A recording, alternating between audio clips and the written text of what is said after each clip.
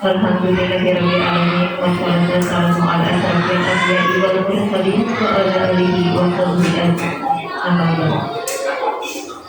Yang terhormat Kepala SD Negeri Pasaran Pawitan, yang terhormat ibu-ibu guru beserta staf SD Negeri Pasaran Pawitan, yang terhormat Bapak Ibu Wali Murid SD Negeri Pasaran Pawitan. Puji beserta syukur kita limpahkan kehadirat Allah Subhanahu wa Ta'ala, karena kita telah diberi nikmat, yaitu nikmat kesehatan serta nikmat panjang umur, sehingga kita bisa berkumpul dalam acara diseminasi modul 14 modul budaya positif. Salawat serta salam semoga tetap curah limpah kepada Habibana wa Nabiyana Muhammad Sallallahu Alaihi Wasallam. Dalam acara diseminasi ini ada 2 poin yang akan disampaikan, yaitu yang pertama sambutan dari Bapak Kepala Sekolah, yang kedua pemaparan diseminasi dari Ibu Lia Fitriana. Untuk yang pertama sambutan dari Bapak Kepala Sekolah, padanya dipersilakan.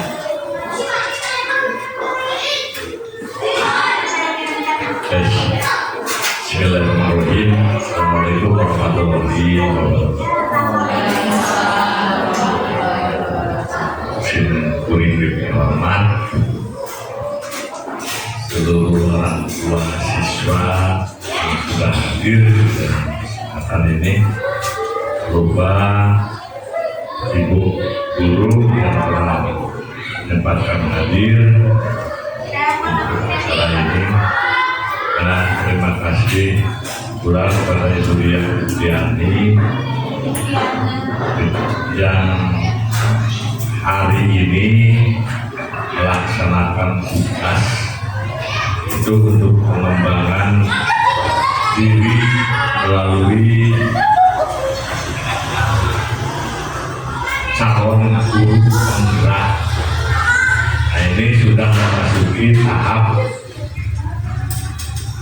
yang keempat, di modul keempat, modul 1 dan keempat, yaitu diseminasi tentang budaya positif. Kenapa ini perlu dilaksanakan? Ini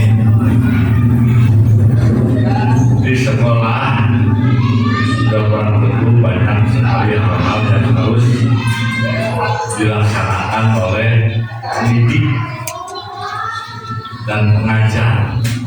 Dalam hal ini adalah guru.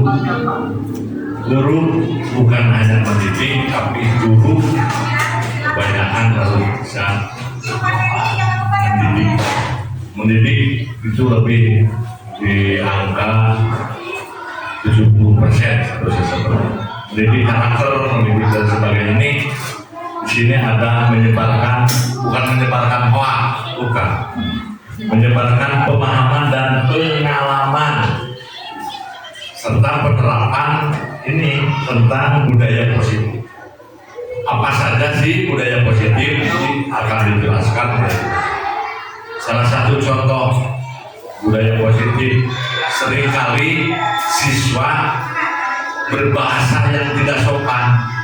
Nah, ini alhamdulillah setelah ada terus di sini di SD Pasaran Pawitan tulisan karakter. Jadi bahasa yang dikatakan sehari-hari oleh anak sekarang berkurang. Contoh mengatakan anjing. Nah, ini budaya berbahasa yang tidak baik. Karena sekarang sudah mengurangi dan akhirnya jarang terjadi siswa menyebutkan kalimat itu, kata itu. Nah, ini berarti dari mungkin ada 50 orang yang biasanya menyatakan seperti itu, sekarang hanya beberapa. Nah, ini harus disterilkan, dibersihkan dari bahasa-bahasa yang kurang satu. Nah, ini alhamdulillah ada perkembangan. Kenapa perlu? Nah, ini karakter bangsa Indonesia, karakter siswa dan sebagainya ini harus ditanakan sejak ini. Di SD 4 Karangpawitan ternyata guru-gurunya ini luar biasa. Dia sibuk semua. Bu Linda kemarin. Bu Linda sudah lulus yang disebut dengan guru penggerak. Ini kesempatan langka. Bu Linda menjadi pemateri tingkat provinsi Jawa Barat kemarin. Nah, itu di Karawang, di Garut, di Bandung. Ini tugasnya ini dari BPMP Provinsi Jawa Barat, dari Kementerian Pendidikan. Ini luar biasa, penghargaan yang luar biasa bagi Bu Linda. Karena ya setelah lulus CGP jadi GP, Bu Linda sudah lulus sarjana S2, master, lulus masternya. Jadi MPD sudah menempuh. Kemudian guru penggerak, mungkin beberapa bulan Bu Linda akan pergi dari sini. Mungkin jadi kepala sekolah, mungkin saja jadi pengawas. Karena prestasi disusul oleh kuliah. Ini yang sekarang sedang dilaksanakan. Kuliah sedang melaksanakan tugas yaitu CGP, calon guru penggerak. Sudah 2, nanti lulus. Ini sangat berat. 9 bulan pendidikan untuk menjadikan titel guru penggerak ini dengan kesehariannya Zoom. Zoom nama di Aceh, dosennya bukan di Aceh, bukan di mana. Zoom maka recek terus aja. Mulai hari seperti ini, tiap hari. Bu Reni kuliah lah. Bu Reni sudah ada 2 bulan. Ada sudah 2 bulan, tinggal 7 bulan lagi menempuh untuk menjadi guru penggerak. Sakabupaten seluruh itu saja Bu. Cuma ada sama berapa orang? Paling 20 orang, makanya ribuan guru. Ini prestasi luar biasa. Merasa nyaman sebetulnya karena guru-gurunya ini berprestasi di sini. Nah, ini nanti akan mengembangkan profil Pancasila, yang itu tadi terus karakter dan lain sebagainya. Sekarang pekerjaannya adalah pemahaman dan pengalaman penerapan budaya positif untuk banyak hal itu. Tadi salah satu contoh mungkin yang dikembangkan ini nanti akan lebih banyak lagi dikembangkan. Nah, ini Bu Reni sedang melaksanakan PPG Universitas Nate di Aceh, bukan di Semawe, bukan di mana. Nah, ini dosennya bukan di mobil, bukan di bandara, bukan di mana, dosennya di mana kayak yang lagi itu melaksanakan Zoom. Terus tiap hari seperti itu selama berapa bulan? 6 bulan Bu, 6 bulan gitu ya. Mungkin nanti disusul oleh Bu Meli, Bu Retna, Gunting dan sebagainya. Ini calon-calon wajah-wajah optimis. Jika sudah menjadi guru penggerak seluruhnya di SD ini sekolah se-Indonesia digunakan arah yang guru penggeraknya gurunya sudah menjadi guru penggerak se-Indonesia. Baru 2 juga ini kejadian langka di Kabupaten Pangandaran. Yang SD yang lain mungkin belum ada. SD yang lain pada paling 1, ini sudah 2. Nah, ini, jadi mohon maaf ke ibu. Mungkin ada ketika sekolah ke sini gurunya sedang Zoom. Ini, tapi tetap diberi tugas. Bu Linda hampir kemarin 10 hari lebih. Karena itu tugas negara. Saya membiarkannya. Itu laporan dari distrik PD Pinjam Gurita ini ditugaskan oleh Kementerian Pendidikan Indonesia untuk melaksanakan tugas memberikan materi di Karawang di Teluk Jambe, Teluk Jambe di laut kan berarti Teluk Jambe ya di laut, Teluk Jambe, terus kemarinnya di Garut. Prestasi yang membanggakan bagi secara pribadi. Oleh sekolah ini, termasuk sekolah yang berbangga memiliki guru yang luar biasa yang berprestasi. Nah, ente guys berprestasi terus ditinggalkan di daerah gitu. Karena kami tidak akan menutup karir mereka sih. Pakai kuliah, dia lulus terus kena S2 kan gue mah udah sekolah terus mikiran terus lain yang masih muda-muda sob kuliah terus LM atau bulan dulu. Nah ini jadi kedatangan ibu-ibu di sini mungkin diundang ini undangan spesial spesialis ya ini untuk memenuhi persyaratan atau kebutuhan kuliah untuk menjadi guru penggerak mungkin hanya beberapa menit lah beberapa menit saja cukup tentunya buat dia baik saja boleh bekas sore apa rumah saya tak cuma sebentar saja untuk menyampaikan materi ini salah satu syarat harus yang begitulah pembelajaran ini harus dengan warga masyarakat ataupun disebut dengan orang tua murid namanya ayah kolaborasinya seperti itu dianggap kalau untuk orang tidak ada orang tua murid dianggap tua murid tidak ada kolaborasi. Jadi IT terima kasih untuk orang tua yang sudah hadir dengan undangan dia.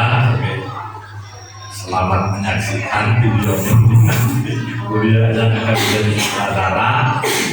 Terima kasih pula pada rekan-rekan guru yang siap membantu untuk kuliah menjadi guru penggerak ini salah satunya di sini. Terima kasih. Wassalamualaikum warahmatullahi wabarakatuh.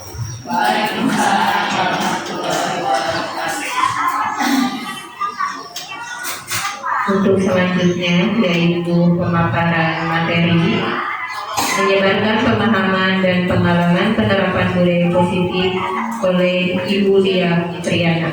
Padanya dipersilakan.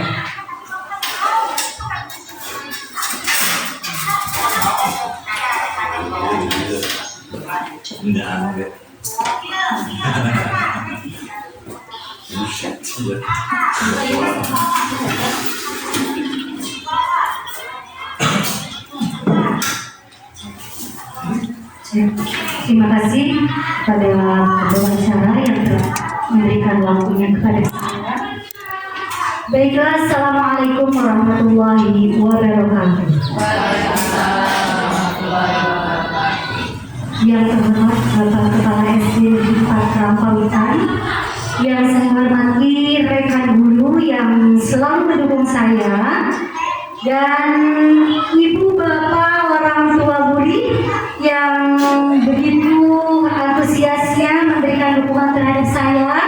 Terima kasih telah hadir di sini, dan saya mengucapkan banyak-banyak terima kasih ya, karena ibu bapak sudah meluangkan waktunya untuk hadir di dalam acara ini.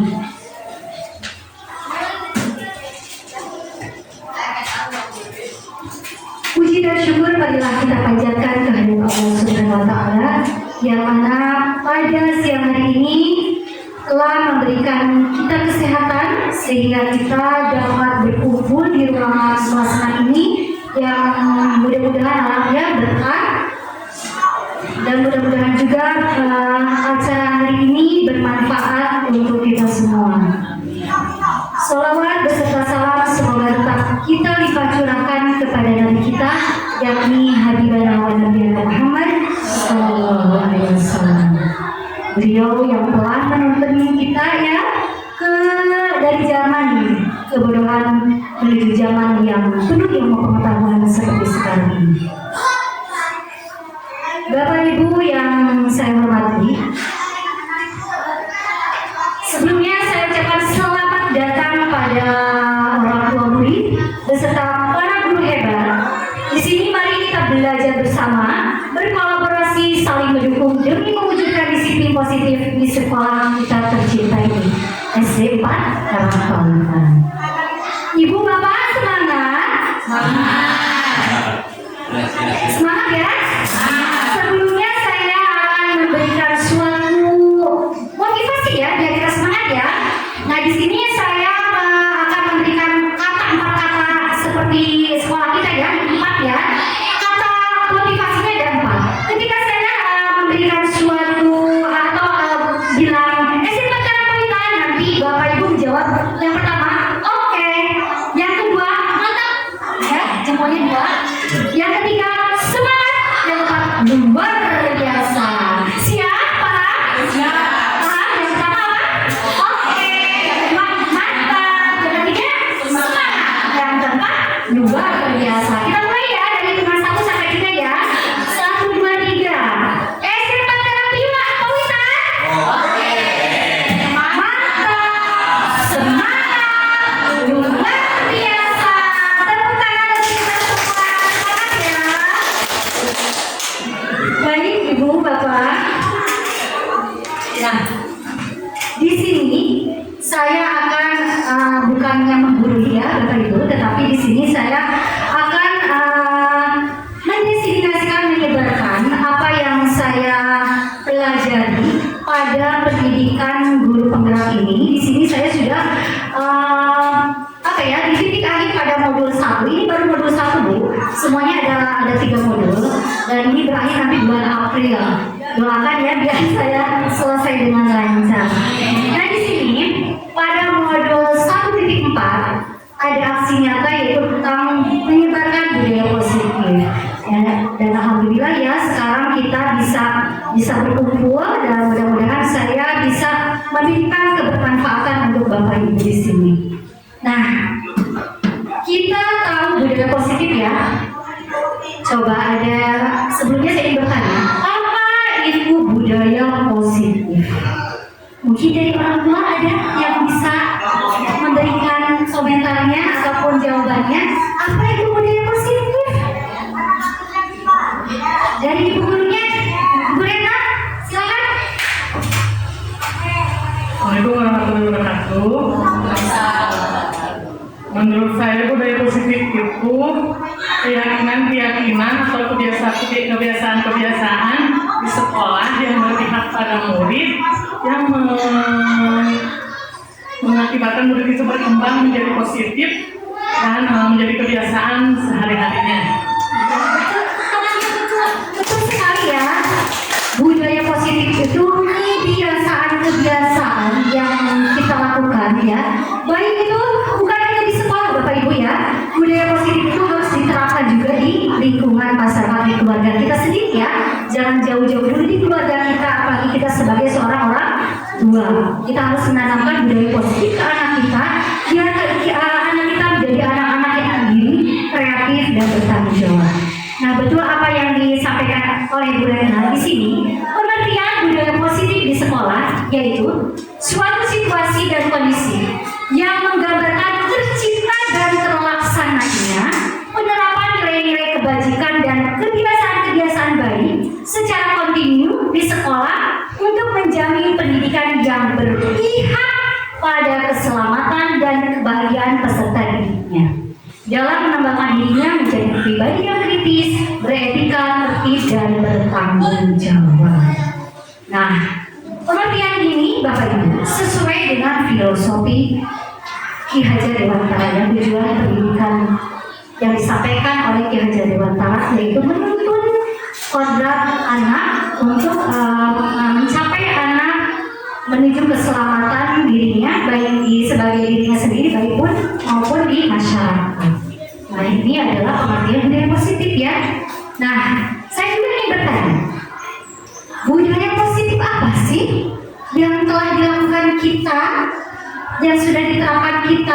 baik itu di rumah, di masyarakat, ataupun pada ibu gurunya di sekolah apa coba? Ada bisa menambahkan ataupun menjawab budaya apa sih yang sudah kita terapkan ke anak kita?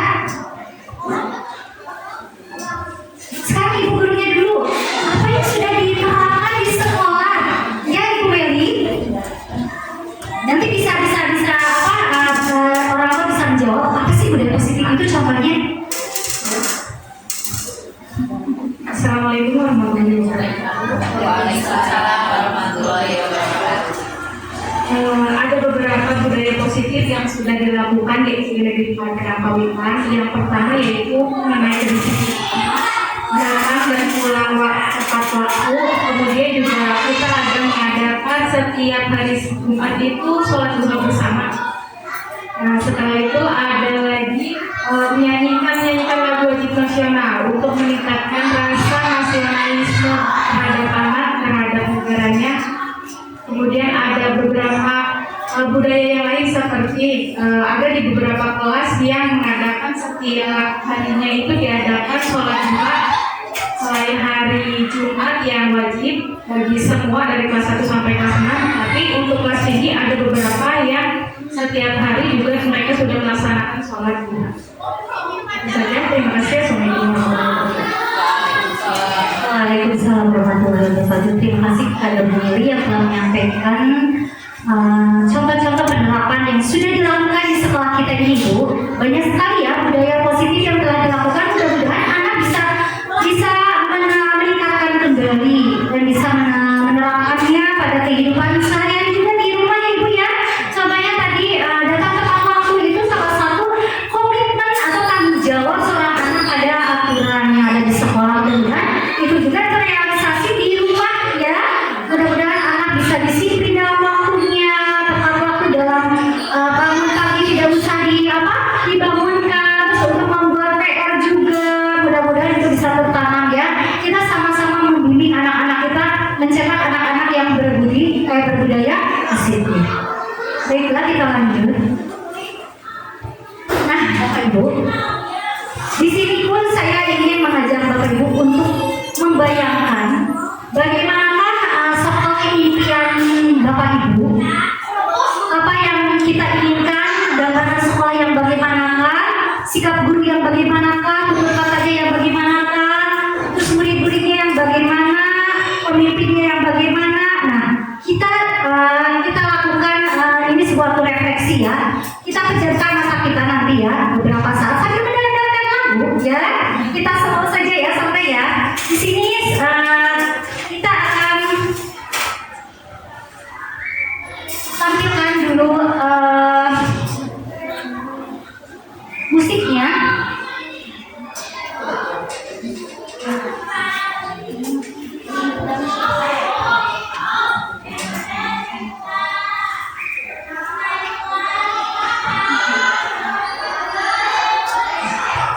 Kita pejamkan nanti matanya ya. Sambil kita membayangkan apa sih impian kita terhadap sekolah kita ini. Tapi jangan sampai ketiduran ya. Kita sambil bayangkan anak kita bagaimana sekolahnya bagaimana ya. Yuk kita sama-sama untuk relaksasi. Hitungan dari hitungan 1 sampai 3 ya. Kita pejamkan mata. 1,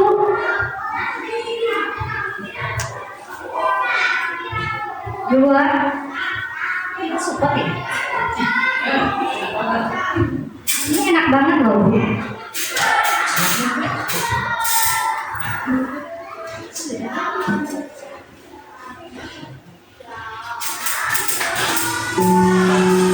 Yuk kita sama-sama pejamkan matanya. 1, 2. Bayangkan ya, jangan membayangkan bukan ya. Bayangkan anak didik kita nanti bagaimana, sekolahnya bagaimana. Mulai hitungan dari 1, 2, 3.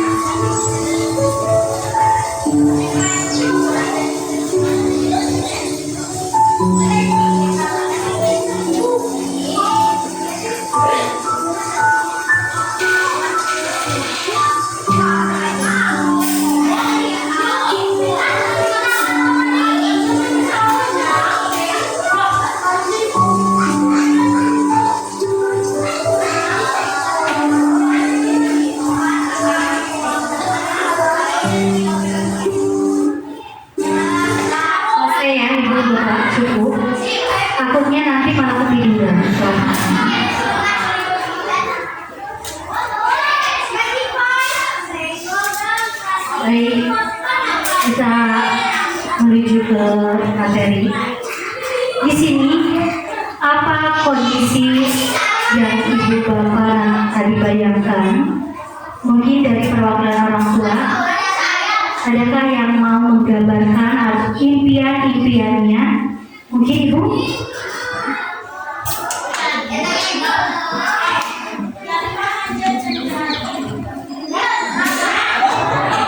Mungkin pasti tadi ada apa ya tergambar, pasti pikirannya apa bangsa.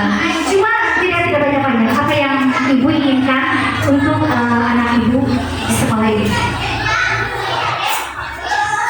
Bisa menjadi pribadi yang lebih baik, bisa bangun pagi sendiri, berangkat sekolah tanpa harus teriak-teriak. Bisa lebih berpikir dewasa, ya dewasa dalam artian di umurnya yang sekarang 9 tahun, tidak seperti anak-anak yang di umur 6-7 tahun dengan sifat-sifatnya. Terima kasih, berikan tepuk tangan. Itulah impian dari ibu ya. Jadi ibu ingin anak ibu menjadi mandiri ya, pribadi yang mandiri. Nah, Bapak Ibu, semua itu kondisi itu bisa kita wujudkan ya. Salah satunya yang paling penting adalah kita harus menghilangkan dulu rasa takut anak ya.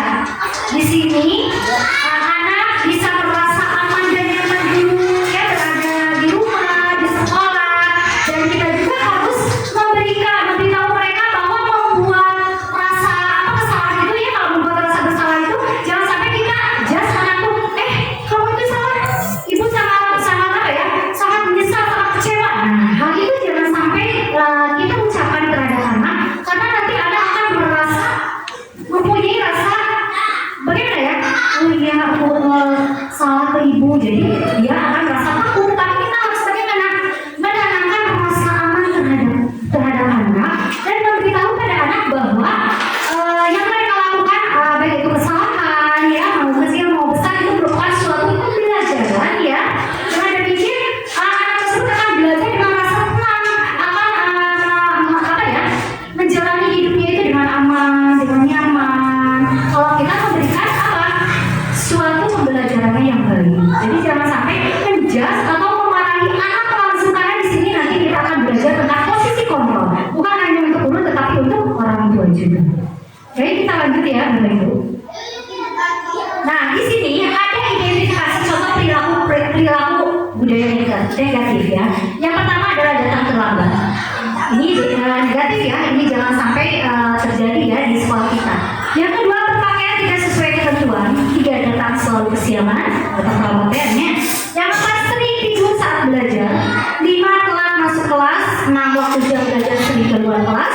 7, mengajukan guru saat belajar. Ini hanya salah satunya saja, beberapa masih banyak lagi ya.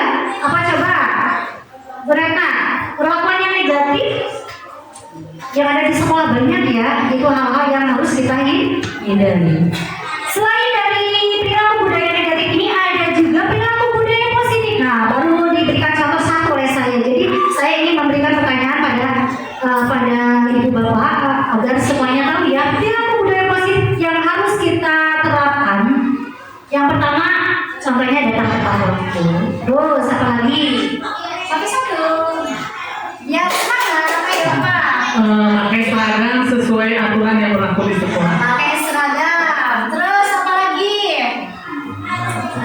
Ibu Dewi positif. Mengerjakan PR dengan jalan dulu. Mengerjakan PR, ya. Ibu, di rumah saja budaya positif yang baik untuk anak apa?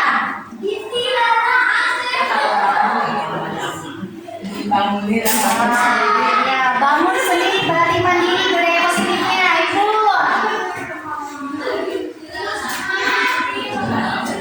Belajar setiap hari tanpa dorongan dari orang tua, inisiatif sendiri. Inisiatif sendiri, ya Ibu. Bersikap sopan keren. Sopan, ya betul. Terus mengerjakan PR, ya. Mau berangkat anak. Ya, berangkat sendiri tanpa diantar. Ya, betul. Apalagi orang yang lebih Ya, menghormati orang yang lebih tua. Silakan. Harus orang harus turut sama guru, sama anak bapaknya, ibunya, dan Ya, harus taat ya, patuh terhadap orang tua, Ibu. Sama kayak bapak. Ya, oi. Alhamdulillah ya, semuanya sudah paham ya tentang budaya positif yang harus diterapkan terhadap anak kita ya. Berarti budaya positif itu salah satu budaya yang harus kita terapkan agar anak nanti bisa bertanggung jawab, bisa kreatif, bisa berpikir kritis ya, dan lain sebagainya. Selanjutnya, mengapa perlu adanya budaya positif dalam pendidikan di sekolah ataupun di rumah ya? Karena budaya positif itu bermanfaat. Yang pertama untuk diri kita sendiri, yang kedua untuk keluarga, yang ketiga untuk orang di sekitar kita, yang keempat untuk bangsa dan untuk alam semesta. Nah, pendidikan juga merupakan peradaban dan budaya positif merupakan kebiasaan-kebiasaan baik yang harus ditumbuh kembangkan dan dibina dalam pendidikan demi keselamatan dan kebahagiaan anak didik.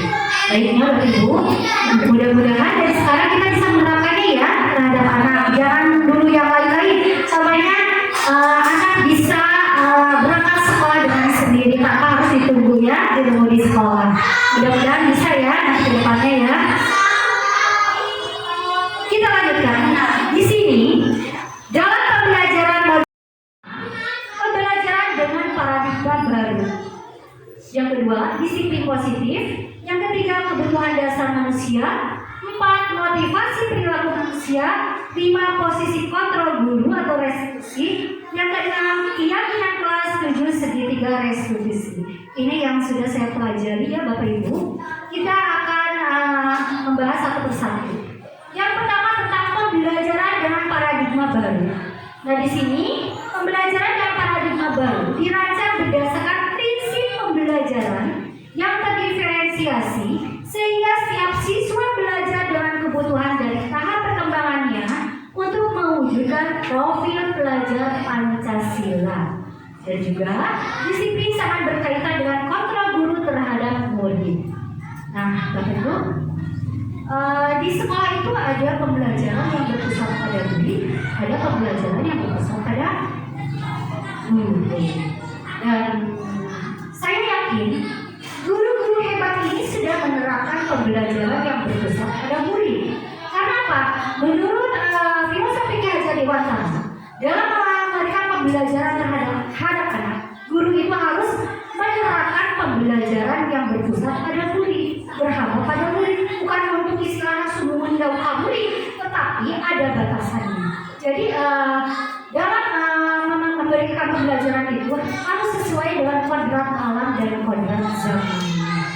Sekarang kan zaman sangat itu ya, terus maju seiring dengan perkembangan zaman teknologi. Jadi guru harus tahu itu apa kodrat alam dan zamannya seorang murid. Nah, Bapak Ibu, untuk kita lebih semangat lagi, kita berdiri ya. Saya mempunyai lagu profil pelajar Pancasila yang sering saya lakukan di sekolah saya. Profil pelajar Pancasila itu mempunyai 6 dimensi ya. Yang pertama adalah beriman dan bertakwa kepada Tuhan Yang Maha Esa dan berhak mulia. Yang kedua, berkebinekaan global, bergotong royong, kreatif, bernalar kritis dan mandiri. Kita sama-sama ya ikut gerakan saya ya. 1, 2, 3.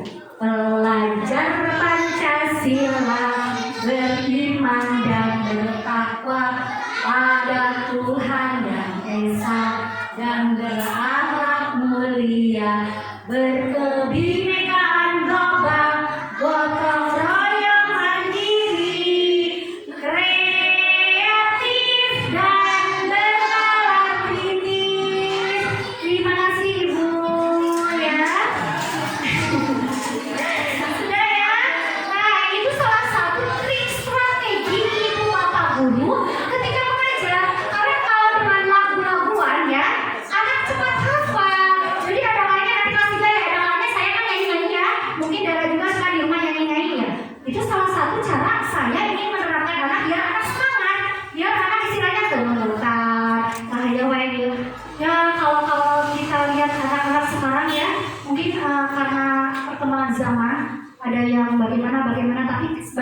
insya Allah kami akan memberikan yang terbaik untuk murid-murid kami.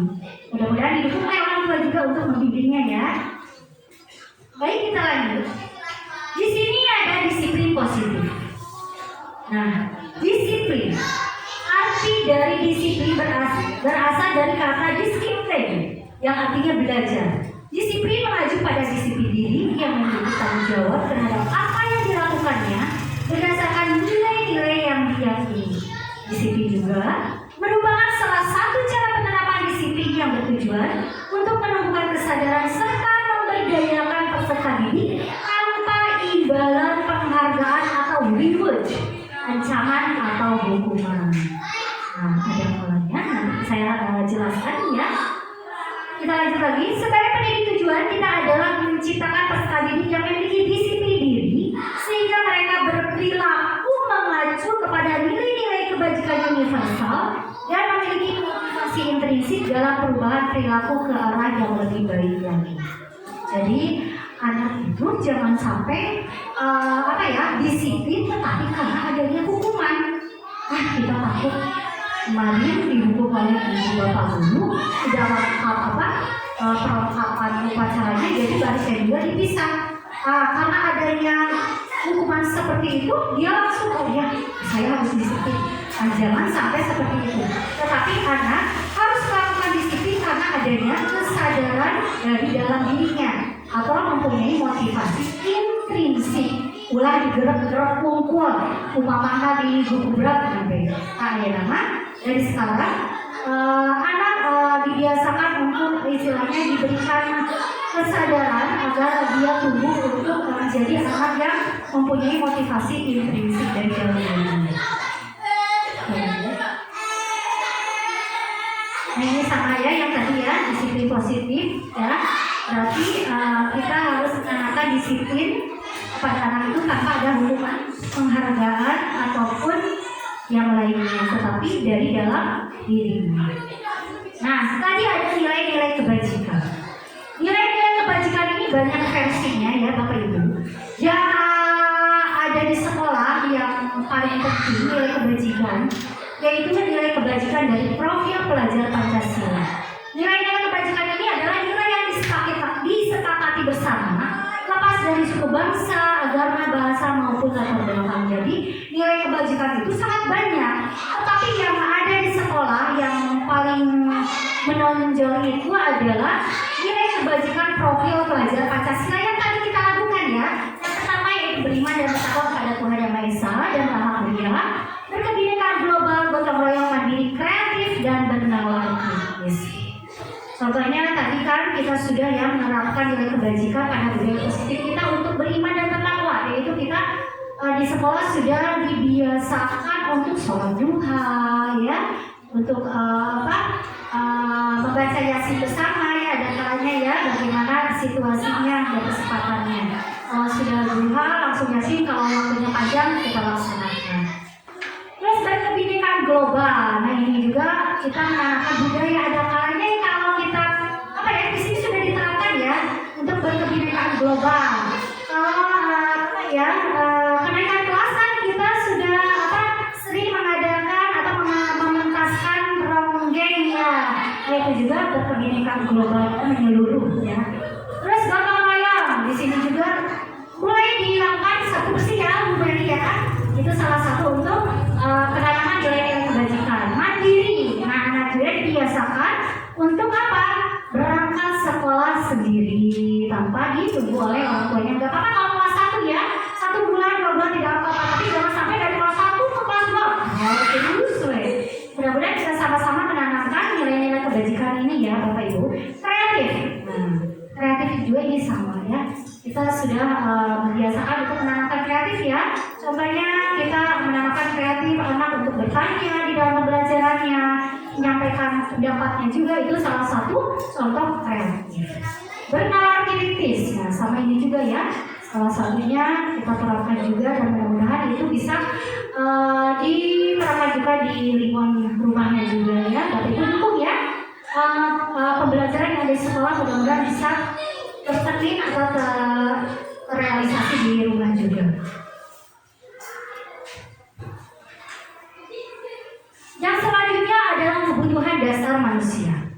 adalah segala sesuatu yang kita lakukan untuk mendapatkan yang kita inginkan.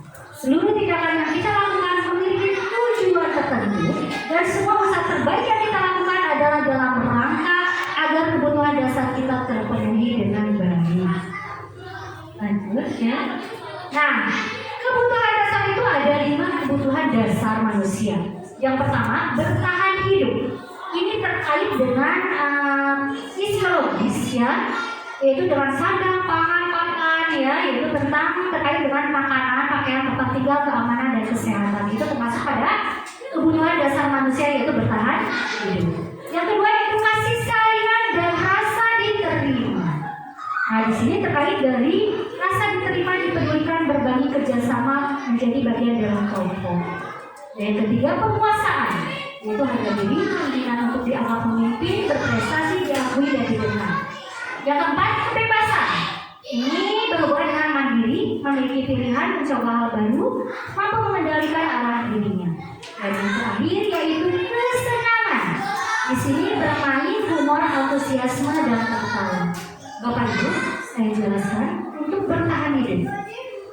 Ketika ada anak kita ya melakukan kesalahan, contohnya memaksa, meminta makanan, jajanan temannya. Ada kalanya kita yang langsung memarahi, betul? Iya. Nah, di sini kita harus bisa menghilangkan hal seperti itu. Nanti anak akan menjadi pribadi yang lain lagi ya, di luar jangkauan kita. Nah, di sini kita harus tahu, sekarang kita sudah tahu kebutuhan dasar manusia. Kalau anak yang seperti itu, yang memaksa, ya jajanan orang lain, berarti kita sekarang tahu ada kebutuhan dasarnya yang tidak tercukupi, yaitu kebutuhan dasar bertahan hidup, sandang, pangan, papannya tidak tercukupi. Ya, jangan sampai kita menjudge, oh anak itu nakal, anak itu salah, udah dikasih hukuman, tidak seperti itu ya. Kita sama-sama mendengarkannya dari sekarang. Kita identifikasi dulu apa kebutuhan dasar mereka yang belum terpenuhi. Terus ada kalanya ada anak yang merasa jagoan ya, paling menguasai. Nah, dia juga merasa ingin menjadi penguasa. Kebutuhan dasarnya sebagai penguasa. Nah, kita jangan sampai langsung menjudge anak tersebut nakal. Setelah kita sekarang tahu bahwa kebutuhan dasar ini ada 5, mudah-mudahan kita bisa memperbaiki cara untuk memperbaiki anak-anak seperti itu. Ya, berarti anak-anak tersebut belum tercukupi apa ya? 5 kebutuhan dasar hidupnya, yaitu apa? Bertahan hidup, rasa kasih sayang yang diterima, penguasaan, kebebasan dan kesenangan. Paham ya Bapak Ibu? Jadi dari sekarang tidak ada lagi orang tua yang memarahi anaknya, bertawangnya, ya tidak ya. Sekarang kita harus lihat dulu kebutuhan dasar mereka apa yang belum tercukupi. Yang ini ya, insya Allah anak akan merasa nyaman, anak akan bisa berkembang sesuai zamannya apa yang ingin kita harapkan terhadap anak tersebut. Kita lanjut. Ada lagi motivasi perilaku manusia. Nah, motivasi itu sendiri adalah dorongan yang timbul pada diri seseorang secara sadar atau tidak sadar untuk melakukan suatu tindakan untuk mencapai tujuan tertentu. Motivasi ini biasanya untuk menghindari ketidaknyamanan atau hukuman. Anak ya biasanya kalau ingin disiplin biasanya melihat ada hukuman. Oh, saya besok akan memakai sepatu hitam karena takut dihukum oleh ibu guru. Nah, itu adalah motivasi ekstrinsik karena adanya dorongan dari luar. Terus ada lagi motivasi penanaman disiplin untuk mendapatkan imbalan penghargaan. Contohnya, bagus ya ibu, saya juga pernah melakukan. Anak-anak siapa yang bisa menjawab nanti dikasih permen. Itu anak antusias ya. Tetapi hal tersebut itu sangat tidak baik juga, karena nanti anak akan ketergantungan dengan penghargaan tersebut. Yang ketiga, yaitu motivasi yang timbul dari dalam dirinya. Ini hal yang harus kita terapkan ke anak. Bagaimana caranya menerapkannya? untuk menjadi orang yang mereka inginkan dan menghargai diri sendiri dengan nilai-nilai yang mereka percaya. Dan mudah-mudahan ya anak-anak kita menjadi anak-anak yang mempunyai motivasi intrinsik. Lalu, nah, di sini ada konsep disiplin dengan identitas gagal ya, begitu.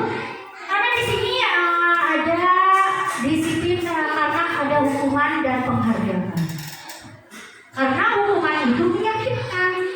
Kalau anak seorang guru istilahnya memberikan hukuman menghormat bendera selama 10 menit, itu akan membuat apa? Anaknya tersakiti ya, sakit hatinya ya, terus tidak nyaman, terus murid juga akan takut, memaksa, murid akan menyembunyikan kesalahan dan murid menjadi rendah diri. Ya, kalau anak kita terus kita hukum karena dia tidak sholat contohnya, dihukum contohnya, sudah kamu diam di kamar selama 10 menit di ruangan yang gelap. Nah, itu sangat tidak baik karena dia akan menjadi pribadi yang takut, terus malu juga ya, terus nanti ke depannya anak tersebut kalau mempunyai kesalahan akan disembunyikan juga. Disini ibu bapak dihukum, tapi enak nggak bohong melakukan kesalahan contohnya mencuri, dia akan menyembunyikan kesalahannya ya. Nah, posisi kontrol sebagai pemantau, guru akan berbuat atau orang tua akan berbuat menghitung-hitung, mengukur, mengawasi, terus mengawasi anak tersebut ya. Ini gurunya atau orang tuanya akan berkata seperti ini kalau posisi dalam pemantau.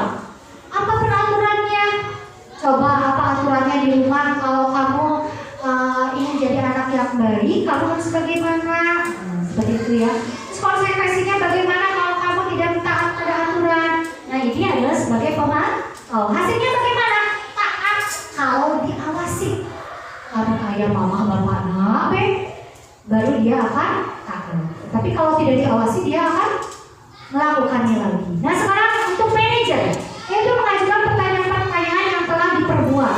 Contohnya, gurunya akan berkata seperti ini, apa yang kita yakini? Terus apakah kamu meyakininya? Apakah jika kamu meyakininya, apakah kamu bersedia memperbaiki? Jadi ada solusinya juga. Nah, di sini hasilnya bagaimana? Menguatkan watak dan berkarakter. Nah, ini salah satu posisi yang harus kita tanamkan pada diri kita terhadap anak, yaitu sebagai apa yang paling bagus? Manajer. Ya, Bapak Ibu, kita lanjut. Nah, ini contoh penerapan posisi kontrol yang tadi kita sudah ya, itu sebagai pengukur, pembuat rasa besar, teman, pemantau, manajer. Ada yang ditanyakan Bapak Ibu? Jadi kita harus menanamkan atau menerapkan dalam diri kita menemukan posisi kontrol apa? Sebagai seorang manajer ya, biar anak berkarakter. Lanjut. Nah, saya juga di sini dalam modul 1.4 juga dipelajari tentang keyakinan kelas. Mengapa keyakinan kelas? Mengapa bukan peraturan kelas? Di sekolah kita ya, kami sudah membuat keyakinan kelas agar bagaimana di sini kita apa ya? Contohnya dalam kehidupan sehari-hari, yaitu tentang mengapa kita memiliki peraturan tentang penggunaan helm pada saat mengendarai kendaraan roda 2 atau motor. Mengapa kita harus menggunakan helm? Nah, itu adalah pertanyaan untuk menjawab untuk mengapa keyakinan kelas, mengapa bukan peraturan kelas. Ini juga terlihat dari mengapa kita harus memakai helm. Mengapa? Coba jawabannya apa? Ibu, jawabannya apa? Mengapa kita harus memakai helm? Keselamatan kita jatuh. Iya, betul ya. Untuk keselamatan ketika kita terjatuh. Tapi yang paling penting takut ditilang ya. Iya. Mengapa kita memiliki peraturan tentang penggunaan masker dan mencuci tangan setiap saat ketika COVID? Kita apa? Takut ya, karena apa tertular oleh COVID-nya itu tersendiri. Nah, begitu juga untuk keyakinan kelas. Mengapa dilakukannya keyakinan kelas bukan peraturan kelas? Karena keyakinan kelas perlu terbuat dari peraturan-peraturan ya. Nah di sini untuk membuat sebuah keyakinan kelas kita harus tahu dulu apa itu keyakinan kelas. Keyakinan kelas adalah nilai-nilai kebajikan atau prinsip-prinsip universal yang disepakati bersama secara universal, lepas dari perbedaan agama, suku negara dan bahasa. Dan menurut Wilson tahun 1998, suatu keyakinan akan lebih memotivasi seseorang dari dalam atau intrinsik. Seseorang akan lebih semangat untuk menjalankan keyakinannya daripada hanya sekedar mengikuti aturan. Nah di sini ada peraturan. Selalu kembalikan buku ke tempatnya. Nah di sini keyakinan kelasnya adalah tanggung jawab. Terus ada peraturan, dilarang mengganggu orang lain. Keyakinan kelasnya apa? Menghormati orang lain. Hadir ke sekolah 15 menit sebelum pembelajaran dimulai. Ini adalah komitmen ya. Terus dilarang melakukan kekerasan. Ini adalah keselamatan keyakinan kelasnya ya. Terus dilarang menggunakan narkoba. Keyakinan kelasnya adalah kesehatan. Berganti atau menunggu giliran. Ini juga keyakinan kelasnya adalah kesabaran. Gunakan masker. Kesehatan, keselamatan ya. Terus jangan berlari di koridor. Ini adalah keselamatan. Kita lanjut. Nah, untuk pembentukan keyakinan kelas, di sini harus bersifat abstrak, harus sebenarnya ya. Terus berupa pernyataan universal, dibuat dalam pernyataan positif, sedikit saja agar mudah diingat, sesuai dengan kondisi kelas dan sekolah, dan semua warga sekolah dilibatkan saat membuat keyakinan kelas. Nah, di sini di rumah juga bisa diterapkan membuat keyakinan kelas yuk. Nah, di sini sudah dipelajari ya untuk membuat keyakinan kelas. Yang pertama itu harus abstrak, jangan menggunakan pernyataan yang negatif, tapi harus positif. Contohnya seperti ini. Kan biasanya kalau apa ya peraturan awalnya seperti ini. Jangan membuang sampah sembarangan. Nah, sekarang kalau dalam keyakinan kelas, jangan ada kata negatif, tapi harus buanglah sampah pada tempatnya. Seperti itu ya. Terus jangan berisik, berarti harus bagaimana? Harus saling menghargai. Nah, seperti itu adalah keyakinan kelas yang dibuat ya di kelas kita. Terus kita juga harus melibatkan semua pihak yang ada di kelas ataupun di sekolah. Selanjutnya ini ada prosedur pembentukan keyakinan kelas. Yang pertama, mempersilakan warga sekolah atau murid-murid di sekolah untuk bercurah pendapat tentang peraturan yang perlu disepakati di sekolah. Nah, di sini anak harus ditanya apa sih peraturan yang kita inginkan. Nah, setelah semuanya menjawab peraturan apa yang mereka inginkan, baru yang kedua kita mencatat semua masukan para murid. Jadi tidak segampang itu saya membuat seorang guru membuat keyakinan kelas, tetapi anak harus ditanya dulu apa sih peraturan yang ingin kamu inginkan di kelas ini. Nah, terus setelah itu kita harus mencatatnya, lalu menyusun keyakinan kelas sesuai prosedur. Terus gantilah kalimat-kalimat dalam bentuk negatif menjadi positif. Contoh, jangan berlari di kelas atau koridor. Nah, ini jadi positif, yaitu berjalan di kelas atau koridor. Seperti itu ya Bapak Ibu. Lalu tinjau kembali daftar curah pendapat yang sudah dicatat. Lalu tinjau ulang keyakinan sekolah atau kelas secara bersama-sama. Setelah itu keyakinan sekolah kelas selesai dibuat, maka semua warga kelas dipersilakan meninjau ulang dan menyetujuinya dengan menandatangani. Caranya ada tanda tangan kepala sekolah, ada gurunya, terus ada wakil dari muridnya juga untuk menandatangani. Yang ketujuh, keyakinan sekolah atau kelas selanjutnya bisa dilengkapkan di dinding kelas, ditempel ya, agar bagaimana? Agar semua warga bisa melihat dan membacanya. Ini adalah salah satu tidak gampang itu membuat keyakinan kelas, tetapi harus dengan prosedur ini harus diikuti. Selanjutnya, nah ini adalah keyakinan kelas yang sudah saya lakukan kemarin minggu-minggu yang lalu ya. Saya membuat di kelas 5. Di sini selalu menjaga kebersihan, disiplin dan tepat waktu, saling tolong menolong, berbicara dengan sopan dan saling menghormati.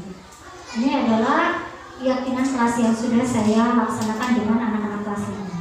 Yang terakhir ini adalah segitiga restitusi. Adalah suatu proses dialog yang dijalankan oleh guru agar dapat menghasilkan murid yang mandiri dan bertanggung jawab. Tahapan segitiga restitusi ini ada 3. Yang pertama adalah menstabilkan identitas, yang kedua validasi tindakan yang salah, dan yang ketiga menanyakan keyakinan. Ini adalah segitiga untuk menyelesaikan masalah yang ada di sekolah untuk guru kepada muridnya. Ini adalah salah satu kegiatan yang benar-benar efektif dan benar-benar saya sudah lakukan, dan hasilnya alhamdulillah anak menjadi lebih merasa dihargai, dihormati. Karena di sini guru memberikan solusi yang terbaik untuk siswanya. Nah, di sini untuk restitusi, di sini untuk validasi tindakan yang salah, kamu tentu punya alasan mengapa melakukan itu. Nah, di sini anak akan ditanya dulu untuk menstabilkan identitas dulu ya. Nah, di sini anak akan ditanya oleh gurunya, nanti juga orang tua harus seperti itu ya. Pertama harus menstabilkan identitas dulu. Di sini contohnya, setiap orang pasti pernah melakukan kesalahan. Nah, kamu bukan satu-satunya yang pernah melakukan ini ya, Nak ya. Nah, seperti itu. Jadi kata-katanya kita harus lembut ya, dan harus menanyakan seperti itu. Itu adalah salah satu tahapan yang pertama, itu menstabilkan identitas. Kita cari dulu akar permasalahan apa yang ada pada anak ketika anak melakukan kesalahan. Yang kedua, validasi tindakan yang salah. Contohnya, ada cara yang lebih efektif untuk mendapatkan apa yang kamu butuhkan. Nah, itu salah satu cara pertanyaan yang baik untuk memvalidasi tindakan yang salah. Yang terakhir, menanyakan keyakinan. Contohnya di rumah kalau ada keyakinan ya. Tadi keyakinan kelas saya ada tadi yang 5 ya. Keyakinan kelas apa yang telah kita sepakati? Apakah kesalahanmu sesuai dengan keyakinan kelas kita? Nah, kita tanyakan pada anak sehingga anak nanti tidak Bu. Nah, kalau tidak, bagaimana caranya untuk agar kamu tidak melakukan kesalahan tersebut atau memperbaiki kesalahan tersebut?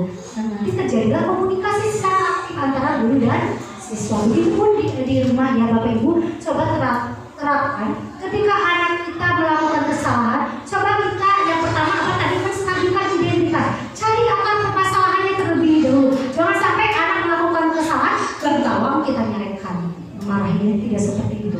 Tapi setelah kita tahu ya apa langkah-langkahnya, yang pertama kita identifikasi dulu, kita cari akar permasalahan terlebih dahulu. Lalu setelah itu kita memvalidasi tindakan yang salahnya dulu ya.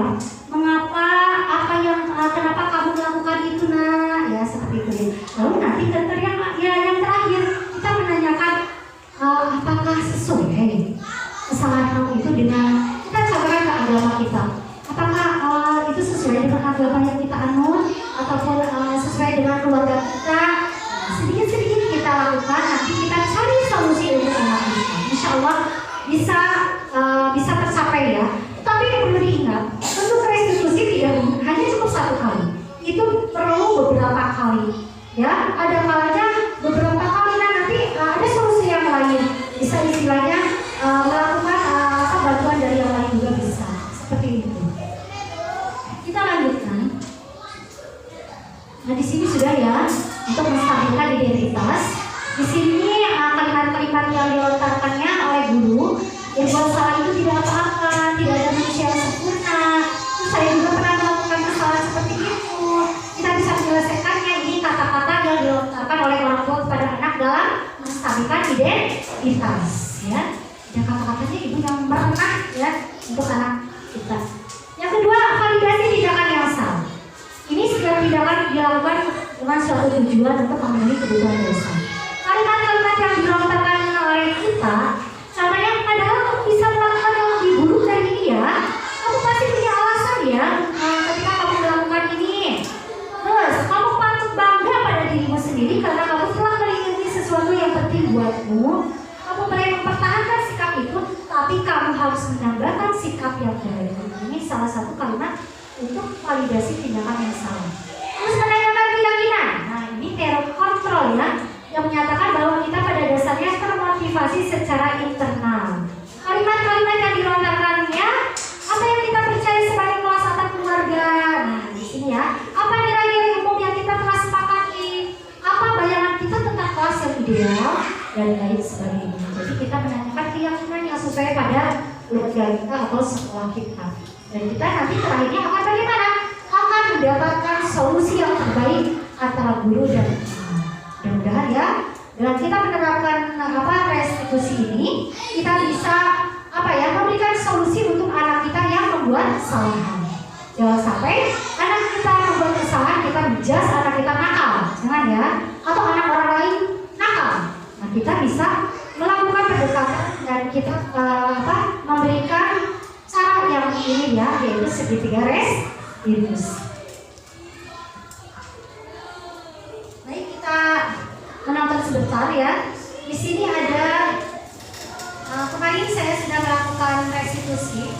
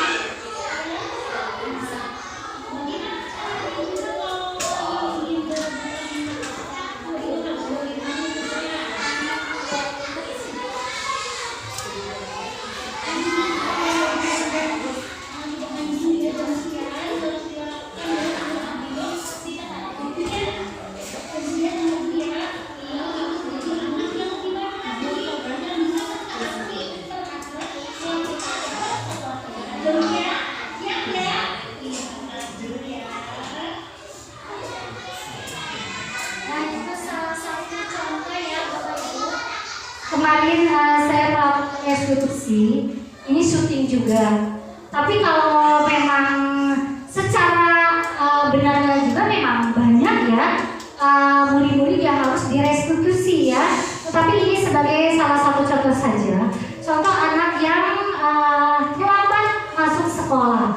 Dia itu alasannya karena di rumahnya tidurnya malam, terus main game juga. Nah di sini kita melakukan restitusi. Yang pertama yaitu memvalidasi tindakan menstabilkan identitas, lalu melakukan validasi tindakan yang salah dan meyakini keyakinan. Dan terdapat solusi yang juga untuk anaknya. Dan di sini untuk restitusi anak akan akan merasa dihargai, merasa dihormati juga oleh gurunya, sehingga anak akan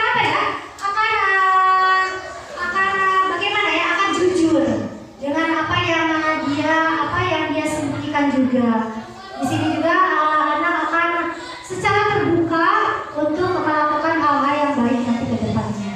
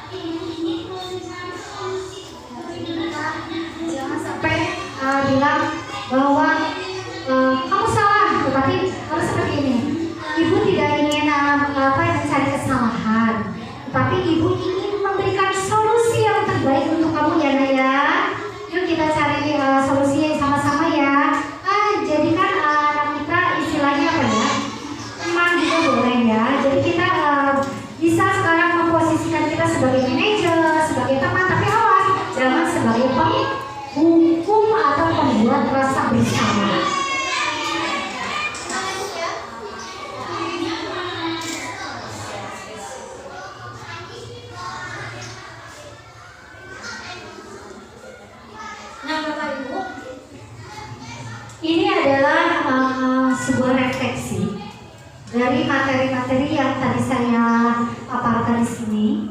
Apa yang diperoleh pada pembelajaran materi ini? Yang kedua, apa yang dirasakan setelah mempelajari materi ini? Yang ketiga, sudahkah pengalaman dalam materi ini diterapkan dalam kegiatan melayani peserta didik kita atau anak kita? Yang keempat, apa rencana selanjutnya yang mau dilakukan setelah mempelajari materi ini dalam tugas kita sebagai pendidik? Sebelum saya mengakhiri ya, saya ingin mengajak Ibu Bapak untuk merefleksi kegiatan hari ini. Yang pertama, apa yang diperoleh pada pembelajaran materi ini? Coba yang mau, silakan.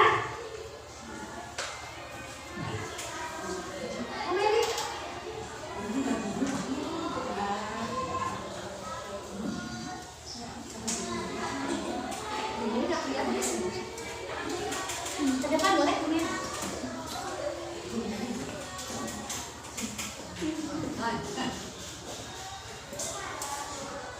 Cek. Apa yang diperoleh pada pembelajaran materi ini? Menurut saya yang saya dapatkan dari yang didapat dari pembelajaran materi kali ini, saya jadi bisa lebih memahami bagaimana saya harus mengatasi situasi keadaan siswa saya di kelas. Baik itu misalkan tadi ada sebagai teman, boleh sebagai teman.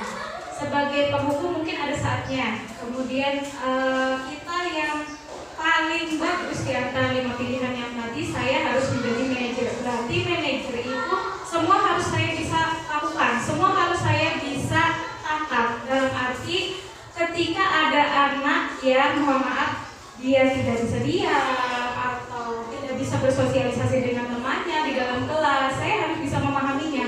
Yang anak seperti ini tuh harus dilakukan pendekatan yang seperti apa. Terima kasih Bu Meli. Jadi beliau sudah memperoleh pembelajaran tentang memposisikan beliau di pembelajarannya atau di kegiatan proses pembelajarannya. Mungkin dari orang tua, apa yang sudah dipelajari hari ini? Yang lain? Bapak? Apa yang dipelajari? Apa yang membekas di Bapak tentang apa? Mudah-mudahan tuh yang pelajaran yang menjadi baik untuk anak, untuk sekolah. Ya. Terima kasih ya semuanya ya.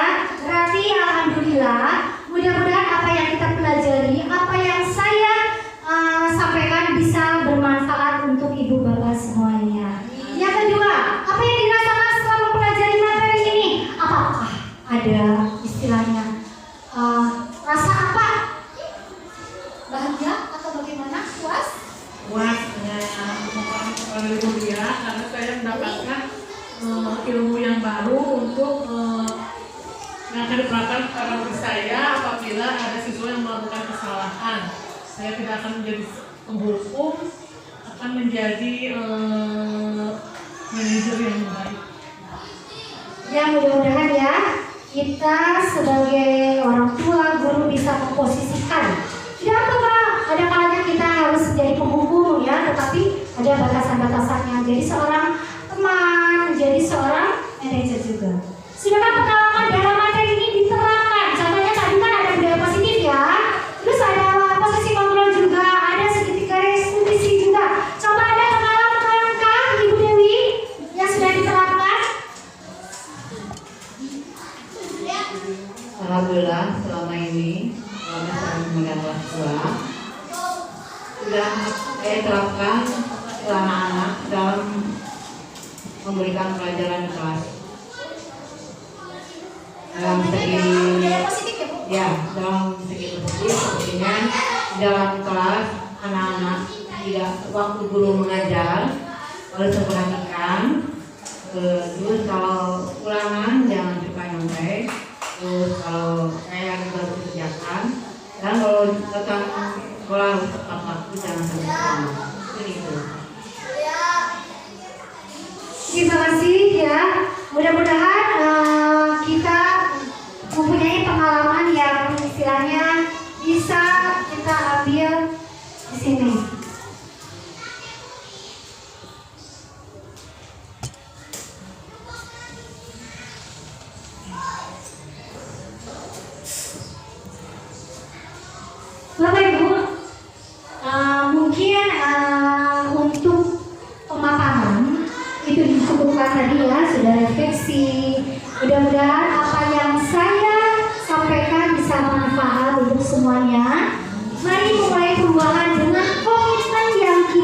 jaga bersama ya, yaitu tentang budaya positif ini. Mudah-mudahan kita sama-sama menerapkannya di kehidupan kita sehari-hari, baik di rumah maupun di sekolah. Yuk sama-sama saling dukung, kolaborasi antara guru dan orang tua.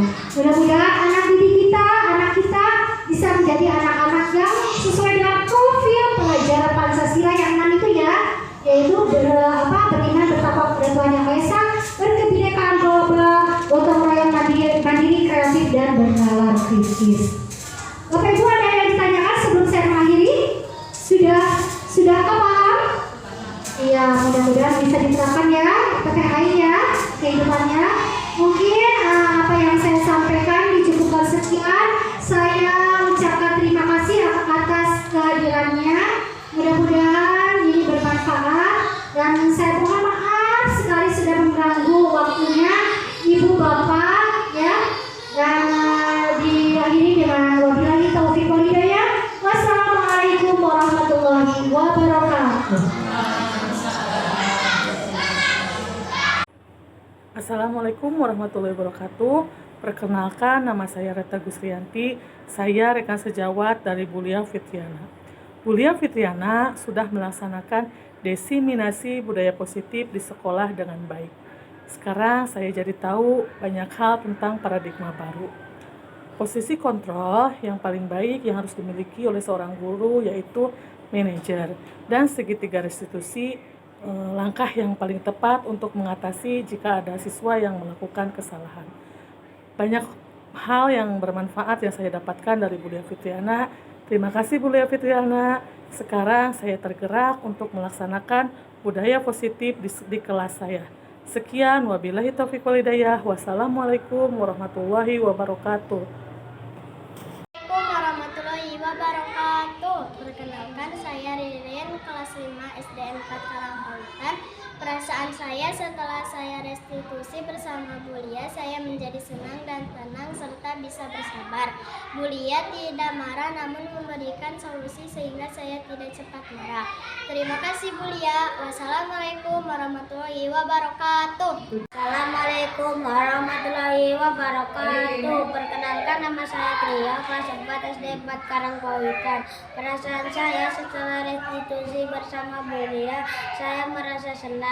Bulia tidak marah kepada saya, malah memberi solusi agar saya tidak terlambat ke sekolah dan tidak tidur terlalu malam dan main game. Terima kasih Bulia. Assalamualaikum warahmatullahi wabarakatuh.